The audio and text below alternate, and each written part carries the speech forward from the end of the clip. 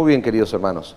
Mateo 28, versículo 18 al 20, es el pasaje que vamos a leer para introducir el sermón. No será un sermón expositivo como venimos anunciando ya semanas atrás. No venimos desarrollando exclusivamente un texto de la palabra de Dios expositivamente, sino que venimos hablando acerca de la membresía, hablando acerca de la iglesia local, hablando hoy en especial acerca del bautismo, lo que vamos a celebrar en unos minutos. El título de este sermón es Bautismo, señal de nuevo nacimiento y entrada a la comunidad de la fe, porque eso en esencia es lo que vamos a celebrar en el día de hoy. La señal del nuevo nacimiento de tres de nuestros hermanos y la entrada a la comunidad de creyentes de esta iglesia local. Como le dije, va a ser un sermón temático, pero Mateo 28, 18 al 20 es un pasaje sumamente oportuno para introducir este sermón. Dice el versículo 18, y Jesús se acercó y les habló diciendo, toda potestad me es dada en el cielo y en la tierra. Por tanto, id y haced discípulos a todas las naciones, bautizándolos en el nombre del Padre y del Hijo y del Espíritu Santo, enseñándoles que guarden todas las cosas que os he mandado, y he aquí, yo estoy con vosotros todos los días hasta el fin del mundo, dice nuestro Señor Jesucristo. Hay tres verdades, tres principios que a mi criterio son fundamentales, hermanos, que podemos sacar de este breve pasaje que acabamos de leer, que están claramente relacionados con lo que hoy vamos a celebrar y con el tema que vamos a ver ahora, especialmente en el sermón, que es precisamente el bautismo. La primera verdad que nosotros podemos extraer de este pasaje es que la misión que Cristo le encomienda a su iglesia es lisa y llanamente hacer discípulos. Eso es lo que emerge en esta gran comisión, en este mandato. La misión que la iglesia tiene, hermanos, según las palabras mismas del Señor Jesucristo, es ir por todo el mundo proclamando el Evangelio con el propósito de que personas de toda tribu, de toda lengua, de cualquier trasfondo cultural, étnico o religioso, vengan a ser seguidores de Jesús, vengan a ser adoradores de Jesús, vengan a ser lisa y llanamente discípulos del Señor. Esa es la misión que tenemos como iglesia. ¿Por qué? Porque entendemos que hay un solo Dios, un solo Señor, un solo mediador entre Dios y los hombres, y este es nuestro Señor y Salvador Jesucristo. Es decir, si hay una persona que fuera de otra etnia, de otra nacionalidad, diferente en este caso a la nuestra, la de esta iglesia local, si sos un oriental, el Señor llama a esa persona al arrepentimiento y la fe. Si sos un musulmán, el Señor llama a esa persona a convertirse del Islam al cristianismo. ¿Por qué, hermanos? Porque hay un solo Salvador, dice Dios en su palabra, y ese Salvador es Jesucristo. Y la misión que tenemos como iglesia es proclamar ese mensaje que es radical y que tiene exclusividad. Ahora, lo segundo que nosotros aprendemos de ese texto que hemos leído, de la Gran Comisión, es que la misión que tenemos, la misión de la iglesia, descansa en algo maravilloso y para mí es sumamente alentador, hermano, para cumplir esta gran comisión. ¿Y qué es? ¿En qué descansa esta misión? En la suprema autoridad de nuestro Señor Jesucristo, autoridad que Él tiene sobre todo lo creado. Nosotros a veces tenemos la tendencia a pensar o a creer que la gran comisión comienza en el verso 19, pero no es así. Nosotros alguna vez ya hemos estudiado este pasaje y entendíamos que el verso 18 es clave. Toda potestad me es dada en el cielo y en la tierra, por tanto, es decir, considerando esta tremenda verdad, id y hacer discípulos. ¿Y cuál es esa verdad?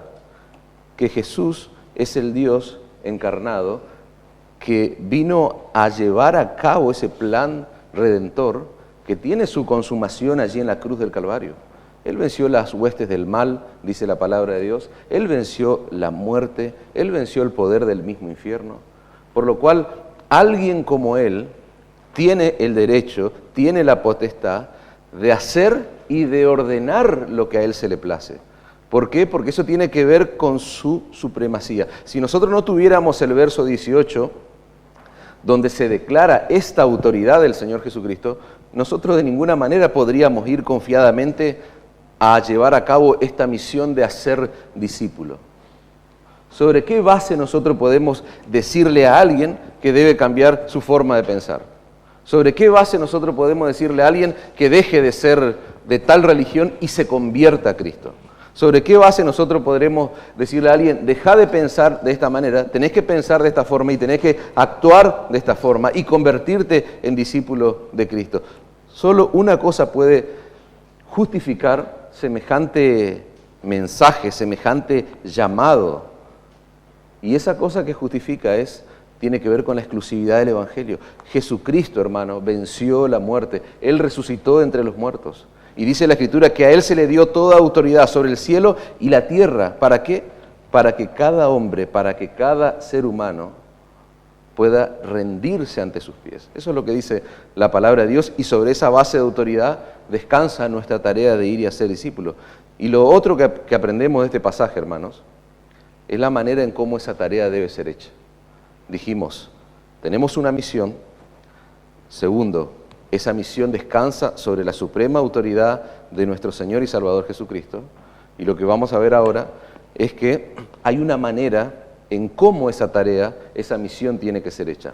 La iglesia está llamada a ser discípulo a todas las naciones, les dije antes.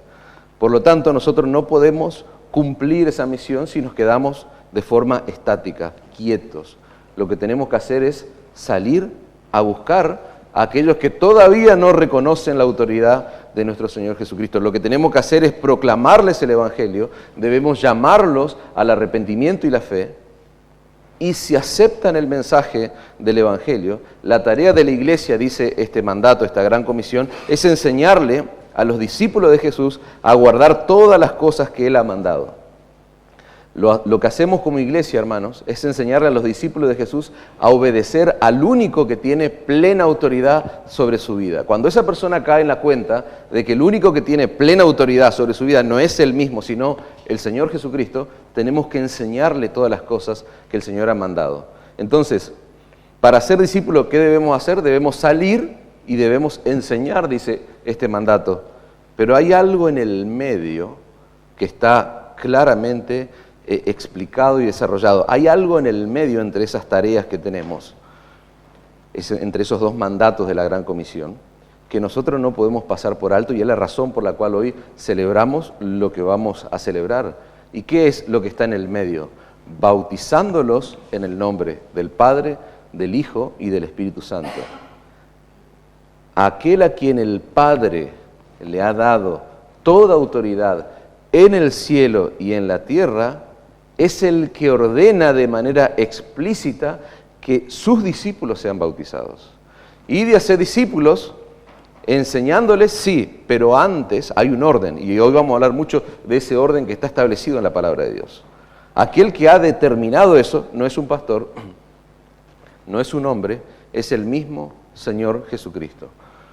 Ese es el primer mandato que vos y yo, como discípulos de Jesús, debemos obedecer.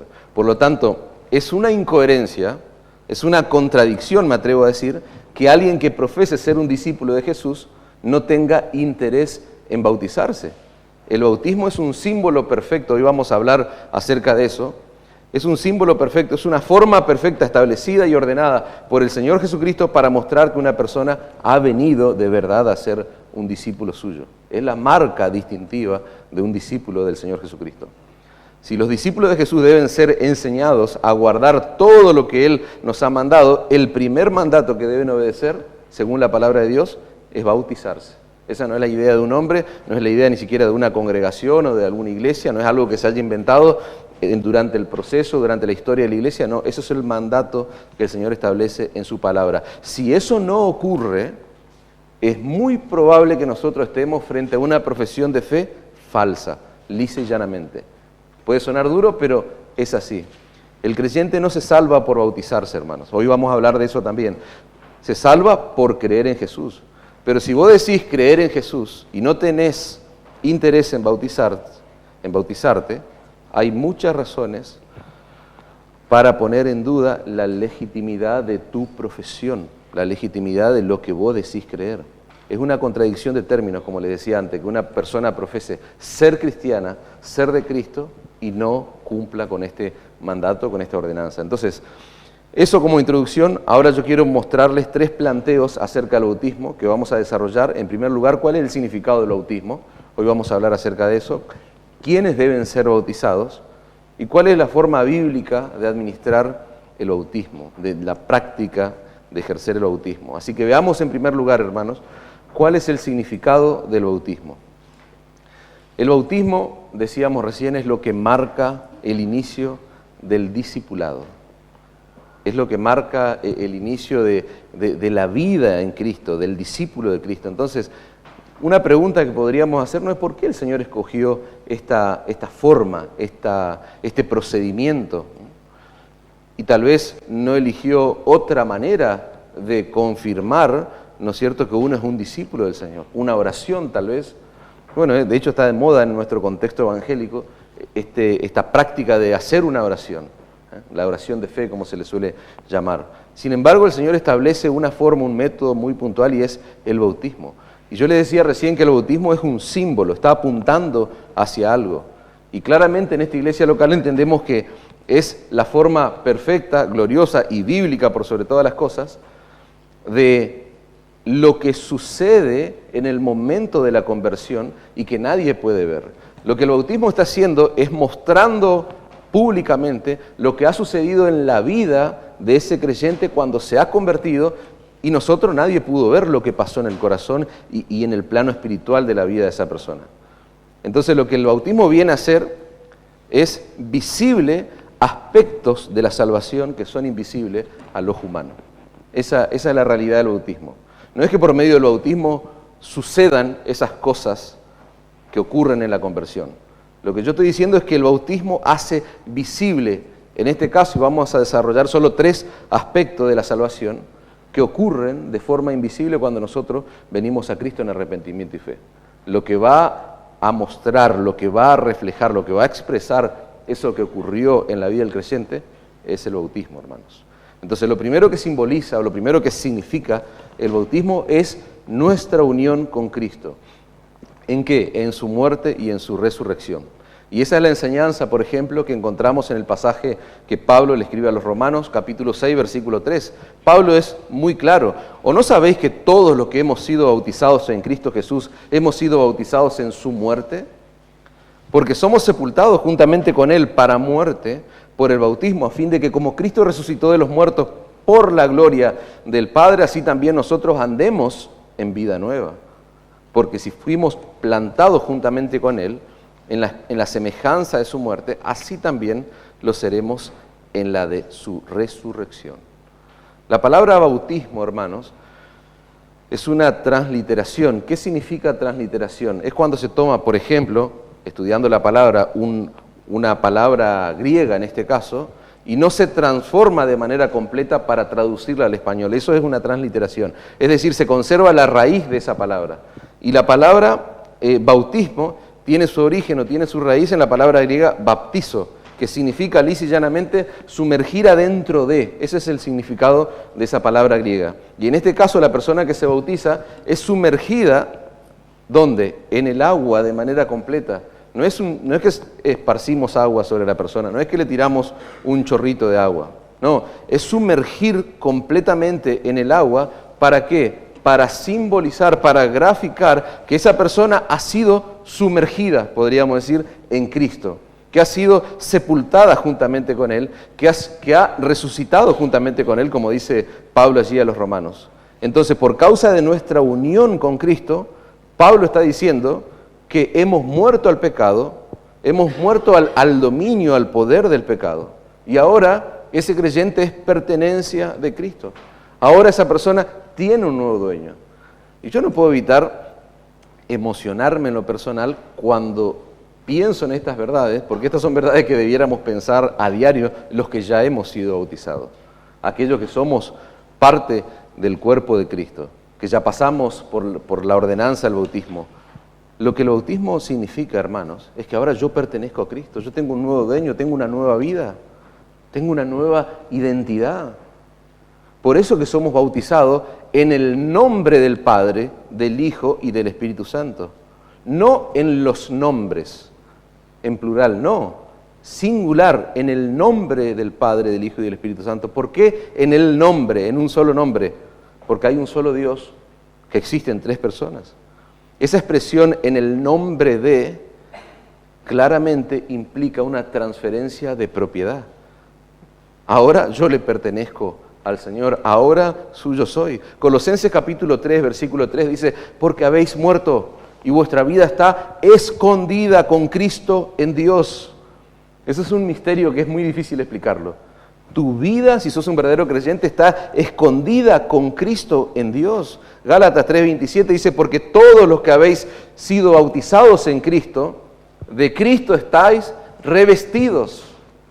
Es decir, una persona ha sido transformada a tal punto de que ahora está cubierto, está revestido, tiene otra identidad, ahora es de Cristo. Y eso es increíble, hermanos, estamos revestidos de Cristo. Es decir, Dios el Padre no nos ve a nosotros en nuestra miseria y en nuestro pecado, sino que Él ahora ve a alguien que está revestido de su Hijo, es decir, ahora Él ve a Jesús, Él ve a Cristo. Y eso me impacta, porque ¿cómo puede ser que eso ocurra con un hombre como yo? O con una mujer como vos, siendo quienes somos. Porque si hay algo que el Evangelio hace, en primera instancia, es ponernos en la cuenta de quiénes somos realmente, de cuál es nuestra realidad delante de un Dios santo.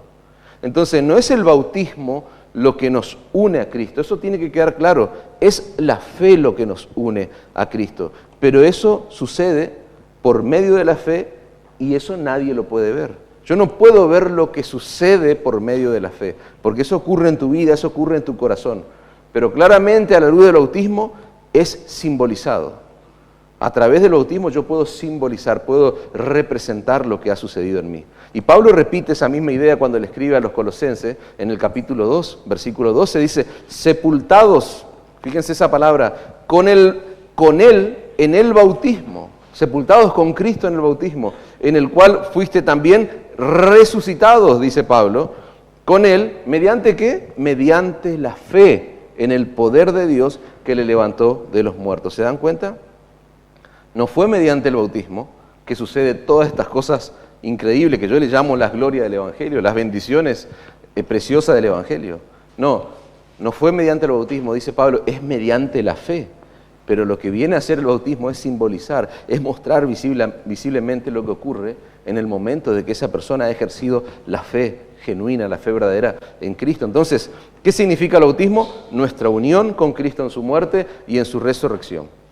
Pero yo le dije, hay más evidencias de lo que ocurre en nuestra salvación. Entonces, ¿qué otra verdad de nuestra salvación cuando nosotros venimos a Cristo en arrepentimiento y fe se hace visible a través del bautismo? Bueno, el agua. El agua es un símbolo muy fuerte, muy claro, muy visible. El agua es un símbolo de purificación. O sea, vos no limpiás algo, no purificás algo con tierra, usás agua. Entonces, el bautismo simboliza el perdón o el lavamiento de nuestros pecados. Dijimos nuestra unión con Cristo en su muerte y en su resurrección, y ahora entendemos que el bautismo simboliza nuestra purificación, la purificación de nuestros pecados.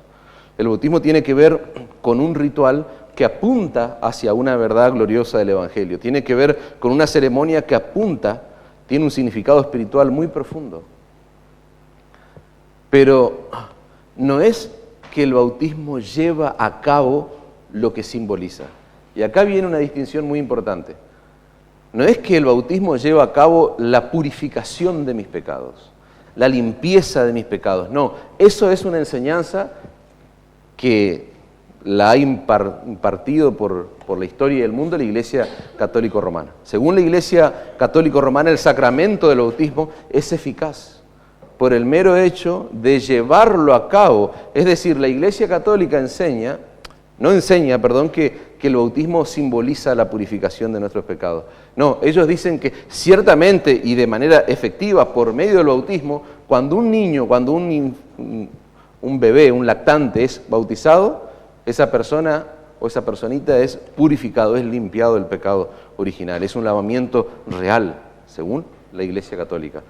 Pero la Biblia, hermano, tristemente, la Biblia, sorprendentemente, no enseña que el bautismo efectúe la purificación de ningún pecado, ¿Por qué? Porque la Biblia enseña todo lo contrario. Lo único que efectúa la purificación y la limpieza de todos y cada uno de nuestros pecados es la gloriosa sangre de nuestro Señor y Salvador Jesucristo, que fue derramada en la cruz del Calvario. Eso dice claramente la palabra de Dios, no hay discusión al respecto. Efesios 1:7 dice, en quien tenemos redención por su sangre, el perdón de pecados según las riquezas de su gracia.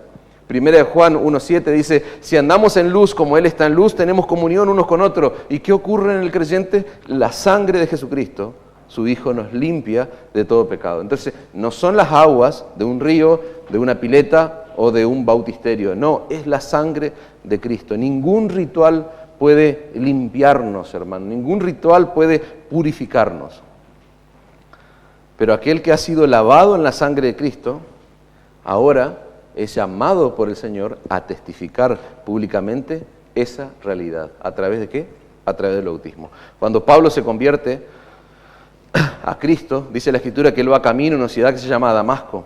Y en Hechos capítulo 22, no es la conversión de él, sino que él está relatando ya, el apóstol Pablo está relatando su conversión, Hechos capítulo 22. Su conversión está en Hechos 9, pero en Hechos 22 él trae a memoria y él recuerda que Dios le envía a un hombre llamado Ananías para darle un mensaje. Y fíjense el mensaje de Ananías, de Dios a través de Ananías para Pablo. El Dios de nuestros padres te ha escogido para que conozcas su voluntad y veas al justo y oigas la voz de su boca, porque serás testigo suyo a todos los hombres de lo que has visto y oído. Ahora pues, ¿por qué te detienes? Le dice Ananías a Pablo. Levántate y bautízate y lava tus pecados invocando su nombre. ¿Se dan cuenta de la relación entre bautismo y lavamiento, bautismo y purificación? Hay una relación en la palabra de Dios, pero según este texto es el hecho de invocar el nombre de Cristo en que un pecador puede ser lavado, no por ser bautizado, sino por el hecho de haber puesto su fe en la persona y en la obra de Cristo. Si Cristo ha hecho esa obra en vos, si vos sos un verdadero creyente, yo te puedo decir ahora lo mismo que le dijo Ananías a Pablo. ¿Qué te detiene? O sea, ¿qué estás esperando? Levántate y bautízate, es lo que dice la palabra. La realidad invisible, hermanos, de que todos nuestros pecados han sido lavados en la sangre de Cristo, debe ser manifestada en una forma visible a través del bautismo. Todo tu cuerpo, decíamos antes, es sumergido en el agua, no un pedazo de tu cuerpo, porque es un testimonio público de que vos recibiste el perdón de todos tus pecados. Y eso debe servirte de recordatorio. Entonces los tres hermanos que hoy se van a bautizar, esto que estamos aprendiendo, esto que estamos estudiando ahora, debe servirnos de recordatorio. Y a los que ya son bautizados, tenemos que recordar nuestro bautismo, hermanos. Tenemos memorias muy frágiles, muy volátiles. Pero tenés que recordar tu bautismo, ¿sabes por qué? Porque eso es un recordatorio, es un memorial, es algo que apunta a una realidad gloriosa. Todos tus pecados han sido perdonados, no en el bautismo, sino por Cristo. Pecados pasados, pecados presentes, pecados futuros. Cada vez que caemos en algún pecado, nosotros debemos recordar nuestro bautismo de manera práctica y tangible, nuestro bautismo. Debemos recordar que estamos afirmados en la certeza del perdón que tenemos en Cristo. No hay duda de eso. El Señor nos ha perdonado, Él ha limpiado nuestras miserias, Él nos ha librado de la culpa. Entonces, cuando la culpa quiera invadir tu vida, vos tenés que recordar tu bautismo. Fuiste lavado, fuiste unido a Cristo y tus pecados han sido perdonados, han sido limpiados por su sangre.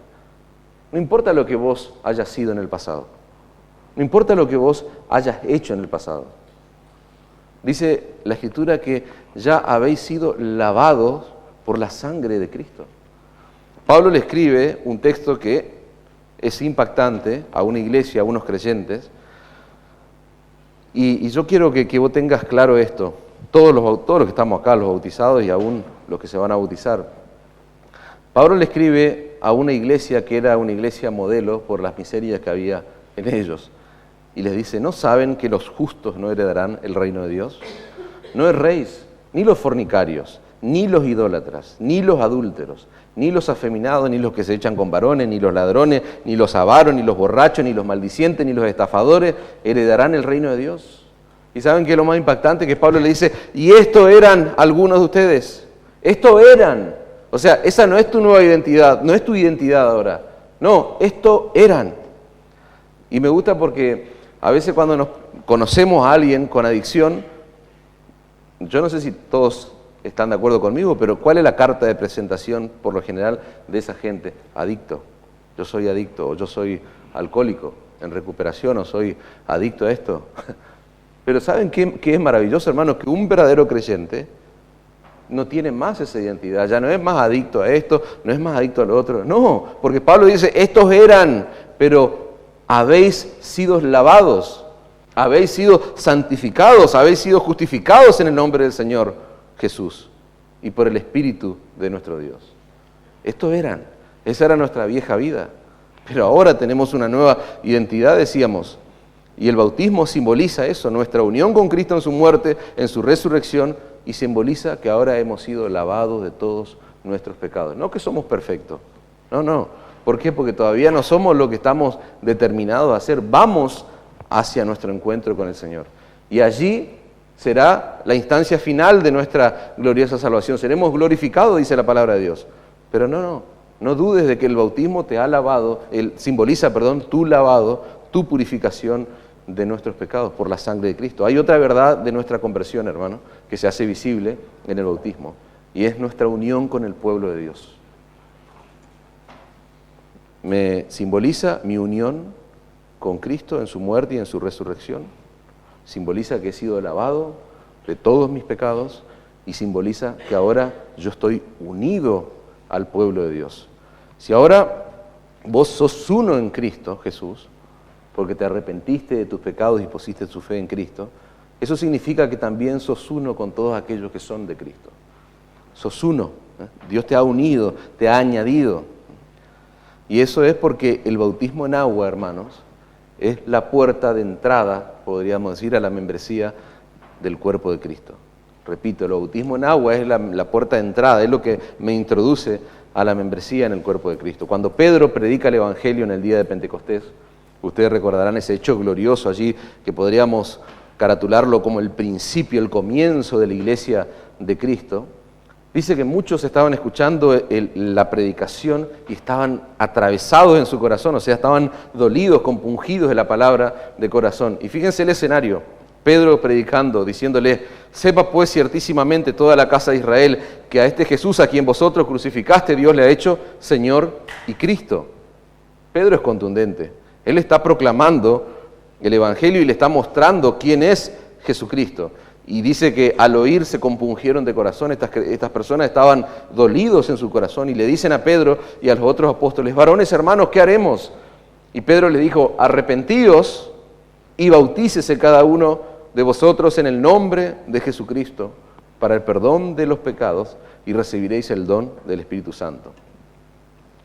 Versículos más adelante, verso 41 dice, los que recibieron su palabra fueron bautizados y se añadieron, estoy haciendo énfasis en las palabras clave, se añadieron aquel día como 3,000 personas y perseveraban en la doctrina de los apóstoles, en la comunión unos con otros, en el partimiento del pan y en las oraciones.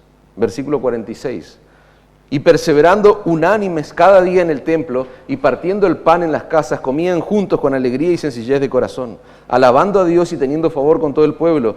¿Y qué es lo que ocurría? El Señor añadía, introducía cada día a la iglesia a los que habían de ser salvos. Ahora la pregunta es, ¿cómo se añadían a la iglesia? ¿Cómo eran introducidos a la iglesia? A la luz de este texto, evidentemente, eso ocurría a través del bautismo. El mensaje siempre era el mismo: arrepentimiento, bautismo e incorporación a la iglesia de Cristo. O sea, es como una secuencia de pasos, ¿no? Llamado al arrepentimiento y la fe, bautícense y se añaden a la iglesia de Cristo. El bautismo en el Espíritu Santo, hermanos, es el que nos sumerge. ¿Se acuerdan la palabra de bautismo, el significado de la palabra bautismo? Decíamos sumergir dentro de. El bautismo en el Espíritu Santo es lo que nos sumerge en el cuerpo universal de Cristo, en su iglesia en el sentido universal.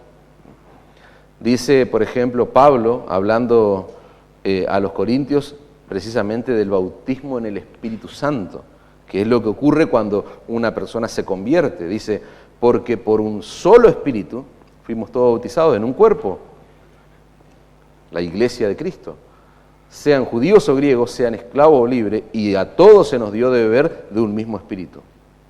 Ahí no se está hablando del bautismo en agua, se menciona el bautismo en el Espíritu Santo, del que participa todo verdadero creyente cuando se convierte a Cristo. Ahora, nosotros no podemos separar un bautismo de otro, del bautismo en agua, porque cuando Pablo le escribe a los Gálatas, capítulo 3, verso 27, dice, porque todos los que habéis sido bautizados en Cristo, de Cristo están revestidos. Ya no hay, fíjense qué similitud, cómo Pablo une estos conceptos de bautismo, porque va a decir lo mismo que le dijo a los corintios, cuando en realidad le habló del bautismo en el Espíritu Santo. Ahora a los Gálatas le habla del bautismo en agua y les dice, ya no hay judío ni griego, no hay esclavo ni libre, no hay varón ni mujer, porque todos vosotros sois uno en Cristo Jesús. Y acá Pablo está hablando del bautismo en agua. Entonces el bautismo en el Espíritu Santo nos hace uno. El bautismo en agua hace visible esa unidad cuando nosotros nos hacemos miembros de un cuerpo local de creyentes.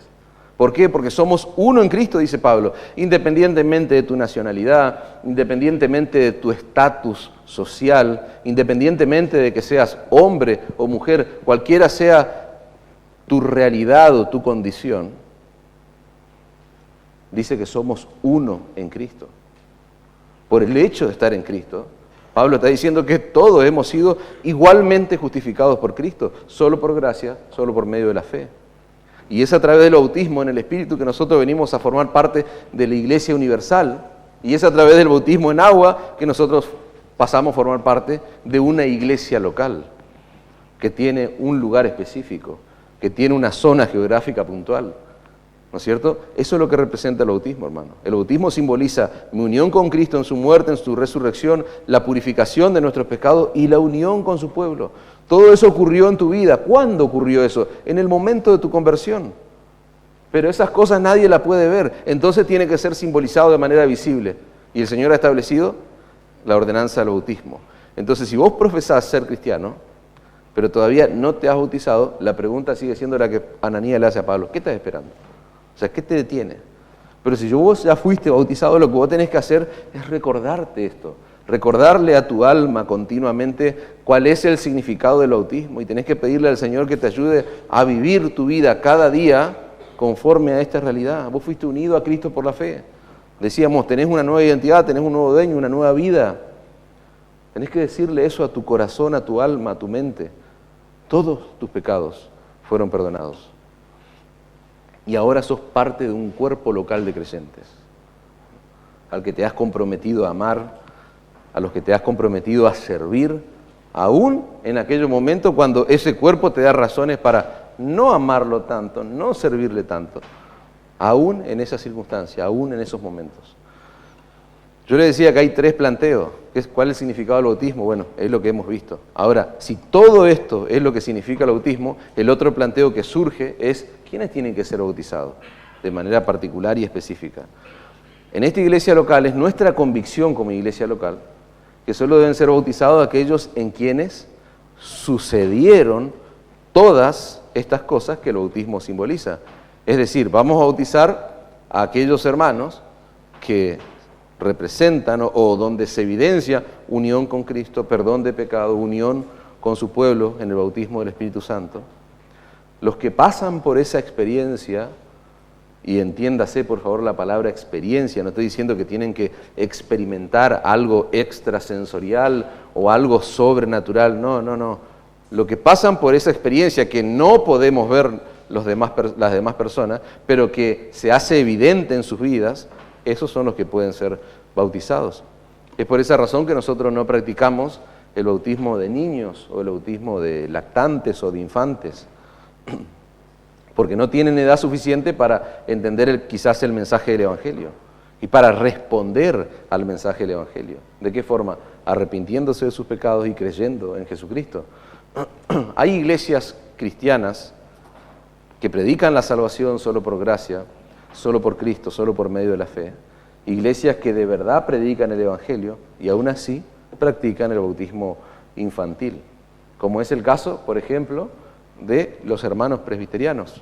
Ellos llevan a cabo el bautismo de niños o de bebé. Ahora, no es el momento ni es el lugar para explicar por qué los presbiterianos bautizan a sus niños. Eso lo vamos a ver probablemente, si alguno quiere sacarse la duda, con el pastor John. Dentro de poco él nos va a visitar y él es un pastor presbiteriano.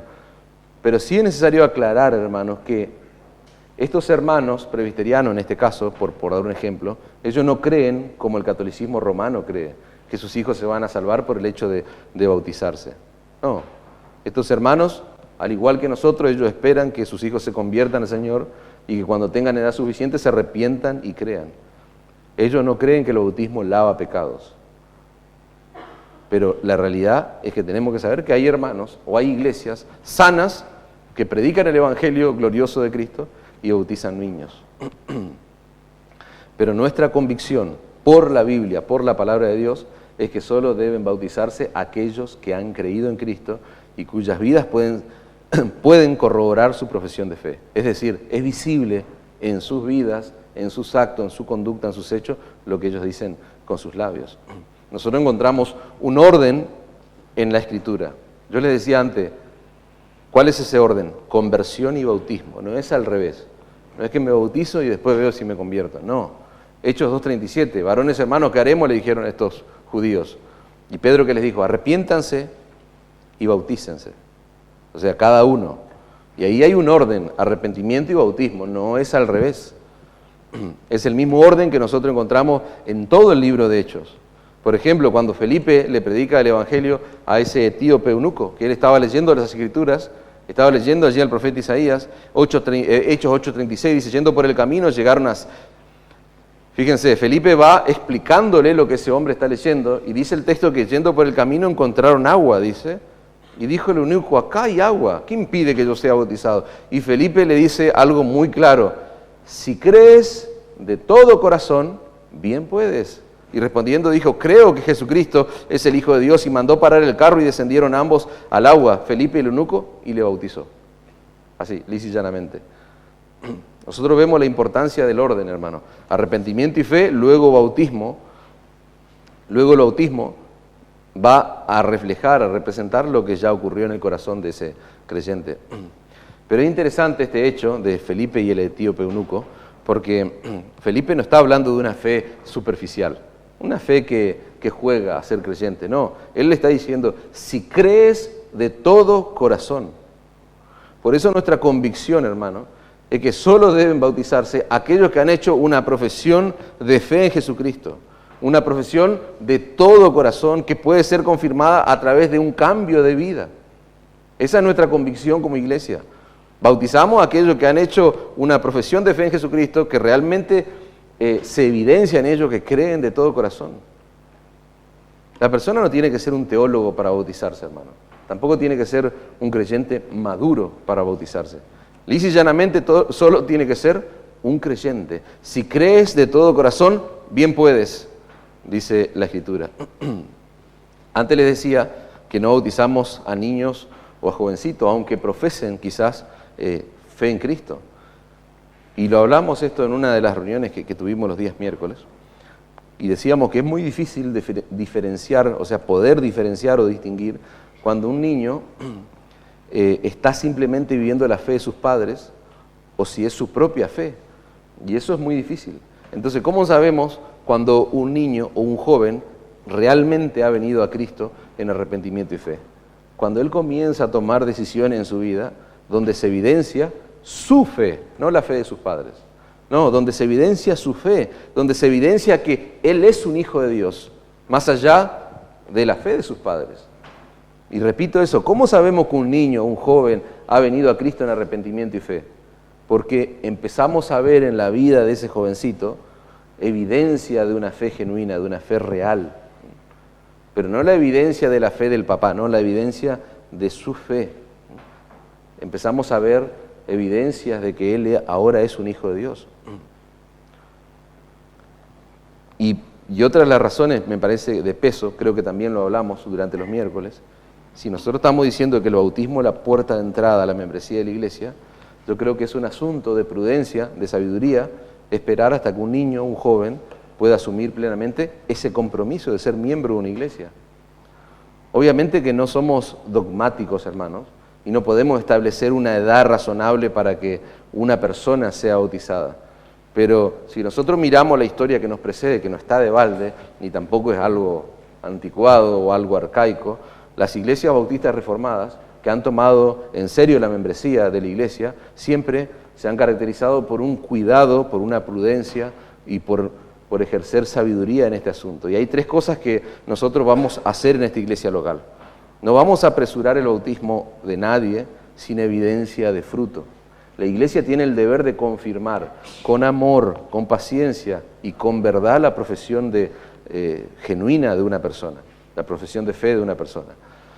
Los creyentes, otro punto, hermanos, los creyentes que aún no se han bautizado en esta iglesia local van a ser animados, mas no presionados, van a ser animados, van a ser guiados ¿a qué? A obedecer este mandato del Señor Jesucristo.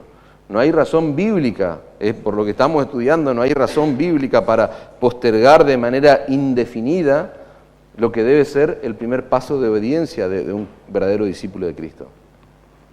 Y por último, otra cosa que vamos a hacer en esta iglesia que tiene que ver con los padres creyentes, lo que nosotros debemos hacer, hermanos, es orar por la conversión de nuestros hijos. No simplemente bautizarlo por haber crecido en la iglesia. No, tenemos que orar por la conversión, por la salvación de nuestros hijos. La salvación es algo netamente personal. Y el bautismo no sustituye la fe real, la fe genuina, sino que el bautismo da testimonio de que ya ha ocurrido esa fe, hermanos. Y el último planteo que surge también alrededor del bautismo, vimos qué significa el bautismo, vimos claramente quiénes deben bautizarse. Ahora la pregunta es, ¿cuál es la forma apropiada de llevar a cabo el bautismo? ¿Por qué? Porque así como quienes deben bautizarse, quizás venimos de diferentes trasfondos cristianos y vemos que se ha metido a mucha gente en el agua. Y si hay algo que nosotros, somos muy claros en esta iglesia local y específicos, es que solo deben bautizarse un verdadero creyente. ¿Por qué? Porque si vos pasás por el agua del bautismo de un impío, cuando ese bautismo se levante, esa persona se levante, va a seguir siendo un impío, va a seguir siendo un incrédulo. Entonces esa es la realidad. Ahora, ¿cuál es la forma apropiada de llevar a cabo el bautismo? ¿Es por aspersión? ¿Es por inmersión? Que también puede ser un tema de debate en el mundo cristiano. Nosotros como bautistas reformados, hermanos, creemos que la forma apropiada de llevar a cabo el bautismo es por inmersión. Pero esto no es una invención de los bautistas reformados, esto no es una invención de un hombre, sino que es la práctica apostólica que nosotros vemos en la Escritura y que está claramente expresada en su palabra. Entonces, consideramos que es por inmersión por tres razones fundamentales. En primer lugar, el significado de la palabra bautismo o baptizo, que sería la palabra griega. ¿Se acuerdan cuál era el significado? Es sumergir dentro de, ese es el significado.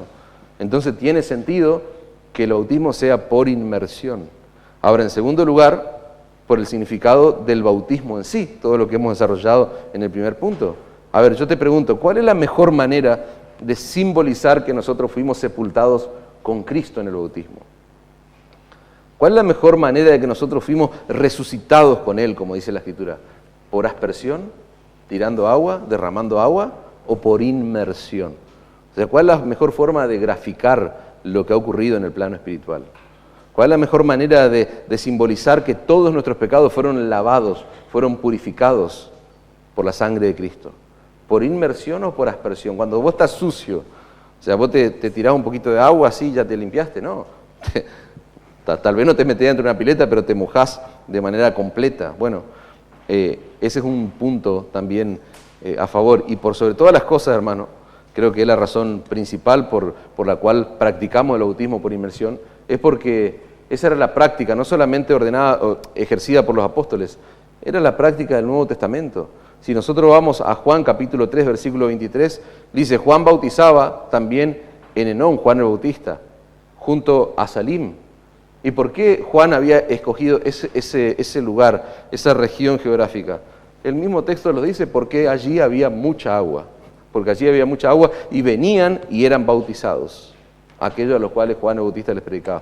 Mateo 3:16 dice que Jesús, después de que fue bautizado, subió, es decir, aparentemente él estaba sumergido y subió del agua, y he aquí los cielos fueron abiertos, y vio al Espíritu de Dios que descendía como paloma y venía sobre él.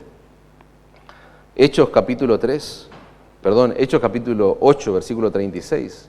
El pasaje que leíamos antes del eunuco, yo se lo voy a leer en una traducción viviente. Ahora dice, mientras iban juntos llegaron a un lugar donde había agua. Y el eunuco dijo, mira, allí hay agua.